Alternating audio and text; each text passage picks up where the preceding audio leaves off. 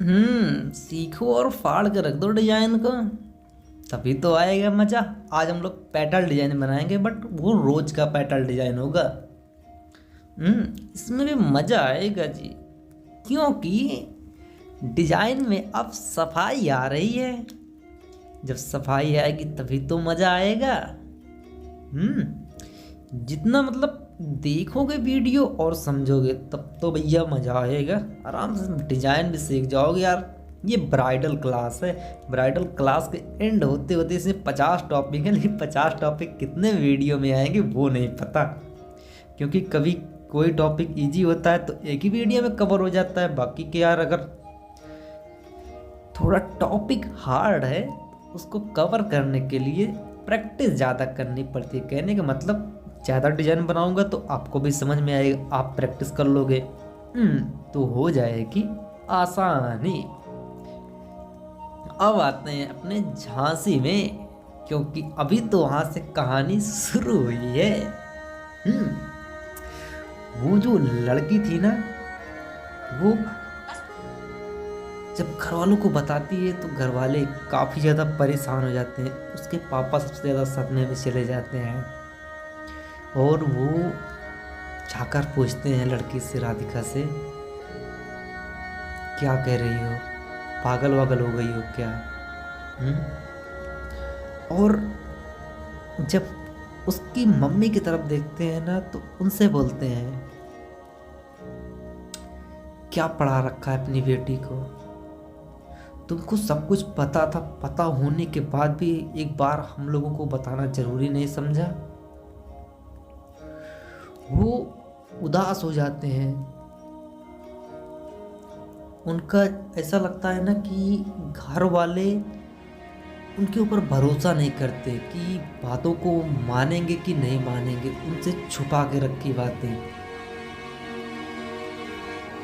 इसी वजह से वो बहुत ज़्यादा उदास हो जाते हैं। और चाचा जी जो होते हैं ना, उनका भी सेम रिएक्शन होता है। और जो चाची होती हैं उनकी तो अलग ही खिचड़ी पकती है कि दीदी तुम हमें कुछ समझती ही नहीं हो।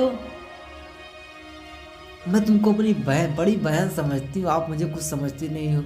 आप लोगों ने इतना बड़ा कांड कर डाला और हमें बताया भी नहीं। और वो तो जुटी हैं अपने झगड़े और मज़े में। इधर मम्मी और बेटी की हवा खिसकी पड़ी है, उनकी हालत ख़राब हो गई है कि कैसे सभी को समझाएंगे। और डाइनिंग टेबल पर राधिका बैठ के सभी को समझाती है। जब खाने का टाइम होता है तभी, देखो फैमिली में तभी सभी लोग इकट्ठा होते हैं, खाने का टाइम होगा तभी इकट्ठा होंगे। और वहाँ पे वो बैठ के समझाती है कि नहीं पापा मुझे वहाँ पे जाने दो, वहाँ पे जॉब लग गई है, वहाँ पे सैलरी जो है वो 40,000 सैलरी है। और यहाँ पे जब उसके पापा बताते हैं नहीं 40,000 हमें वो नहीं चाहिए, हमें अपनी बेटी को दूर नहीं भेजना, बेटी हमारी जो हमारी आंखों के सामने रहे, हमें वो 40,000 नहीं चाहिए। राधिका कहती है पापा जाने दो, वहाँ पे मैं अपने सपनों को पूरा कर पाऊँगी, घर वालों को भी जो ज़रूरत है वो दे पाऊँगी, उनके सपने, उनकी जो ज़रूरतें हैं वो सब पूरा कर पाऊँगी, लोन भी पूरा हो जाएगा, मैं सभी चीज़ों में हाथ बटाऊँगी, किसी से पीछे नहीं रहूँगी, सारी चीज़ें मैं करूँगी, जो बोलोगे वो करूँगी, बस मुझे जाने दो पापा एक बार प्लीज़।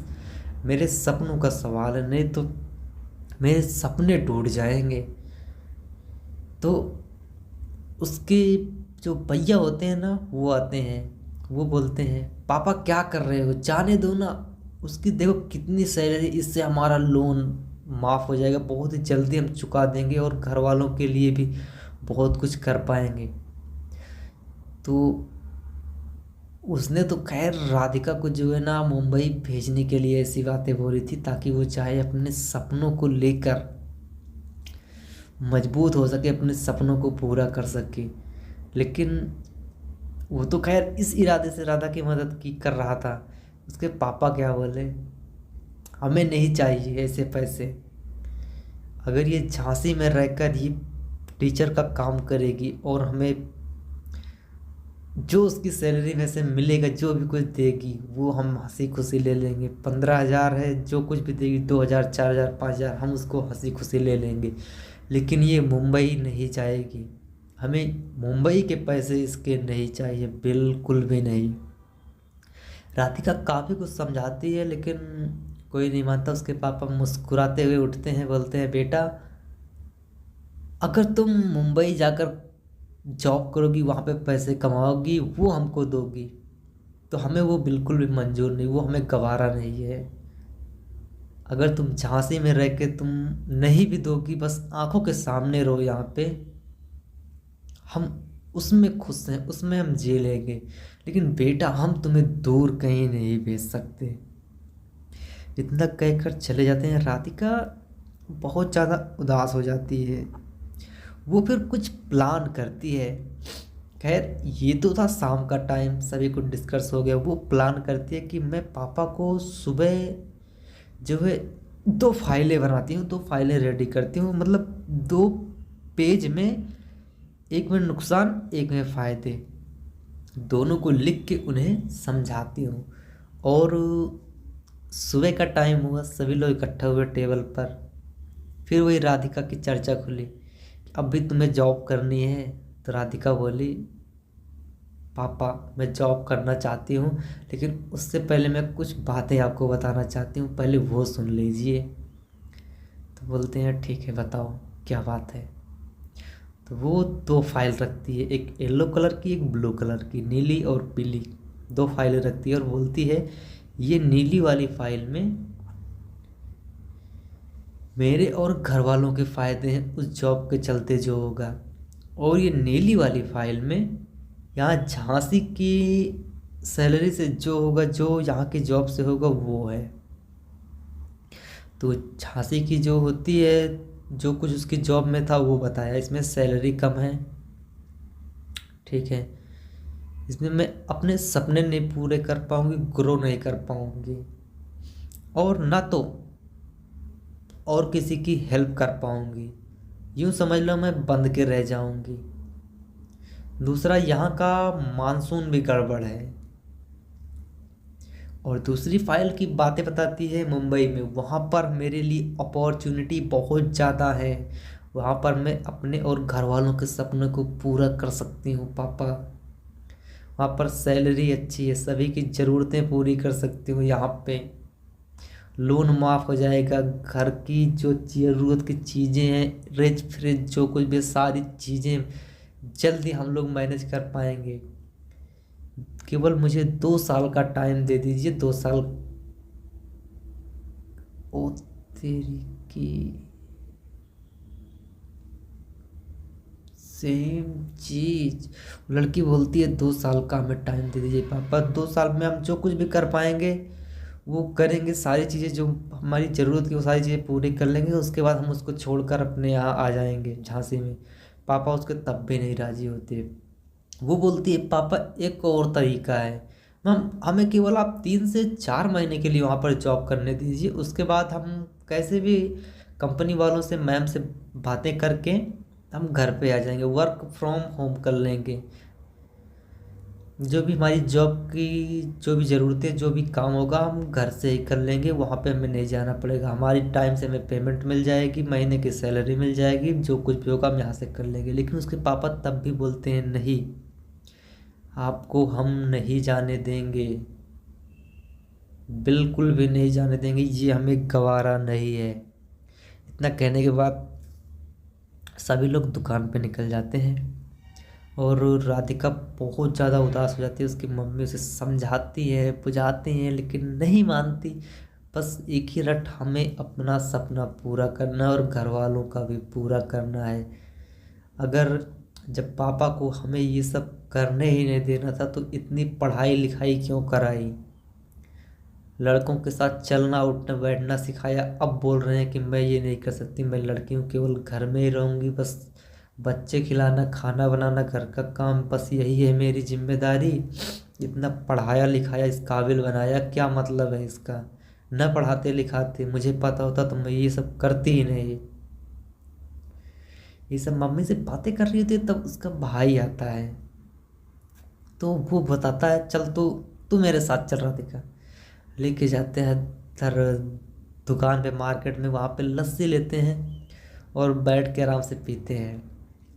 तब जो है उसका भाई उसे समझाता है, देख राधिका तू जाना चाहती है, तेरी बात सही है, सारी चीज़ें पूरी हो जाएंगी, लेकिन घर वाले तुझे जानना क्यों नहीं देना चाहते। तू उसको उस बात को उस चीज़ को जान रही है।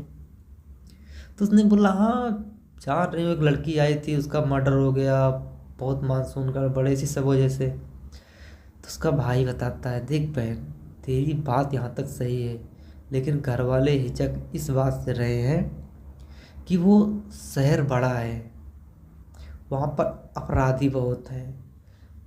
तो अगर मान ले जॉब करके आ रही है, कहीं तेरे साथ रास्ते में कुछ छेड़छाड़ हो गई तो क्या करेगी। किसी ने परेशान किया, आजकल इतने बड़े शहरों में सबसे ज़्यादा बलात्कार की शिकायत सुनाई देती है, ऐसे केस बहुत ज़्यादा सुनने को मिल रहे हैं। सबसे बड़ी बात यही है जो तुझे घर वाले अपने से दूर, खासकर मुंबई नहीं जाने देना चाहते। तुझे वो जॉब जो करनी है वो झांसी में ही करने के लिए बार बार कह रहे हैं, यही वजह है। फिर राधिका कुछ सोचती है और बोलती है भैया कंपनी की तरफ से जा रहे हैं, सारी सिक्योरिटी उनकी है। अच्छा आप ही बताओ, आपने मुझे हर एक चीज़ से लड़ना, हर एक चीज़ से जीतना सिखाया है ना, मैं कर लूँगी। मुझे खाने बताने की, बनाने की, टाइम की, काम की कोई चीज़ की फ़िक्र नहीं, मैं हर एक चीज़ मैनेज कर लूँगी, हर एक चीज़ कर लूँगी। बस भैया मुझे जाने दो, कैसे भी करके मुझे जाने दो। तो उसके भैया कहते हैं कि तू नहीं मानेगी, तू जिद्दी की जिद्दी ही है।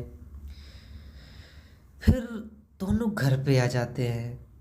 घर पे आने के बाद राधिका तो खैर बहुत उदास होती है, लेकिन पापा भी उसके क्या है कि घर वालों का एक अलग ही ड्रामा, एक अलग ही चीज़ चलती है यार। अगर घर के बच्चे अगर कुछ करना चाहते हैं ना, तो घर वाले अपने डर, लड़की क्या करने वाली है उस चीज़ को लेकर घर वाले खुद डर जाते हैं कि ये ऐसा करेगी वैसा हो जाएगा, कुछ गलत हो जाएगा, नहीं तो बहुत लोग बोलेंगे, समाज वाले ये कहेंगे वो कहेंगे, फलाने की लड़की ये करती है वो करती है, इतना कमाती है, ऐसे वैसे फलाना ढिमकाना, बहुत सारी चीज़ें। तो इन सब चीज़ों के चलते ना घर वाले खुद परेशान होते हैं, फिर अपने बच्चों को आगे नहीं बढ़ने देना चाहते। क्योंकि बात क्या है, वहाँ पर डर उनको लग रहा है, ये नहीं कि बच्चे को डर नहीं लग रहा कि हम कर पाएंगे कि नहीं, जो होगा देखा जाएगा। यहाँ तक पहुँच गए हैं, आगे भी देख लेंगे, ज़्यादा से ज़्यादा अपनी क्या होगी, जीत होगी तो बहुत कुछ मिलेगा, हार जाएंगे तो सीख जाएंगे, बस इतना ही। लेकिन घर वाले घबरा जाते हैं डर के कारण, बेइज्जती के कारण, और इसके बाद आपके साथ कुछ गलत ना हो जाए, इन तीन रीजनों के कारण। और होता क्या है ना कि आप जब अपनी जिद पकड़ के बैठे रहते हैं ना, तो उस टाइम वो लोग भी गुस्सा हो जाते हैं कि तुम इतना सा गुस्सा हो, हम इसका 4 गुना गुस्सा होंगे, तब तुम क्या करोगे। तुम्हारा गुस्सा होना भी जायज़ होता है। अब वो घर वाले तो तुमसे डबल गुस्सा है, 4 गुना गुस्सा है, तो आप उसमें कर ही क्या सकते हो। ज़्यादा से ज़्यादा क्या करोगे, खाना पीना छोड़ दोगे, रोओगे, बातें नहीं करोगे। घर वाले भी एक चीज़ अच्छे से, बहुत अच्छे से जानते हैं, इमोशनल टॉर्चर उनका यही सबसे बड़ा हथियार है, सबसे बड़ा हथियार घर वालों का।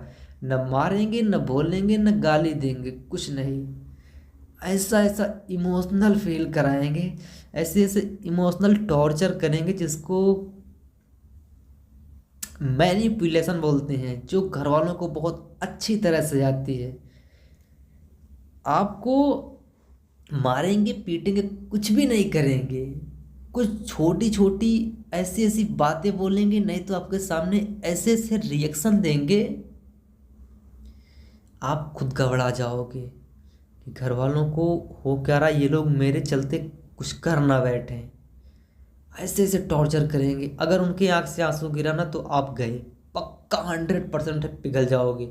उस जगह पर कुछ भी नहीं कर सकते, फिर वो होगा वही जो घर वाले चाहेंगे, आप जो चाहोगे वो नहीं होगा। तो घर वालों की इमोशनल टॉर्चर से बचना पड़ेगा, तरीका सीखना पड़ेगा। क्यों जानते हो? आपको अपने सपने पूरे करने हैं जी। अपने सपने पूरे करने के लिए खुद ही लड़ना होगा, कोई और नहीं आएगा आपको जिताने। ज़रूरत है किसकी? घर में आपको कोई समझने वाला है तो। देखो, मम्मी समझेंगी तो वो काफ़ी हद तक हो सकता है कि पापा को डील कर ले जाए, पापा समझेंगे तो दादा दादी को डील कर ले जाए। अगर बहन समझेगी तो मम्मी तक को डील कर लेगी, लेकिन बचता है भाई, वो अलग ही चीज़ है। अगर आप उससे कनेक्ट कर पाए ना तो वो आपके लिए एनी टाइम खड़ा रहेगा।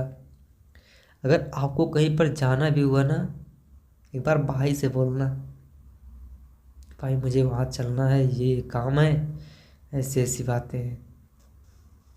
किसी को बताना मत, बस हम लोग चलेंगे, जल्दी निपटा के भाग आएंगे। भाई से कनेक्शन बना के रखो, वो मना नहीं करेगा। जितनी अच्छी उससे बातें करोगे, जिससे उससे कनेक्ट रहोगे ना। देखो, पापा लोग का क्या है, वो लोग सीनियर है, हम उनसे अपनी हर बातें नहीं कह सकते। लेकिन हमारी और भाई की एज क्या है कि लमसम लमसम हम दोनों की एज में जो मेरी एज में हो रहा है, सेम अभी हो रहा होगा सामने भाई की भी एज में, नहीं तो कुछ दिनों बाद होगी वैसी हलचल। तो कहने का मतलब ये है कि लमसम लमसम दोनों में कुछ ना कुछ बातें हैं जो वो मुझसे छुपाता है, मैं उससे छुपाती हूँ, दोनों डरते हैं। लेकिन अगर दोनों लोग आपस में बातों को समझने लगे कि नहीं, इसको ऐसे करते हैं, ये ऐसे करते हैं, ये हो जाएगा भाई, हो जाएगा। नहीं हुआ तो किसी को बताएंगे नहीं, खैर फिर कुछ नहीं करना, घर में जो घर वाले बोलेंगे वो करेंगे। अगर हो गया तो दोनों निकल चलेंगे, अपना क्या करना है। तो भाई से कनेक्शन बनाओ जी, भाई से बनाओ।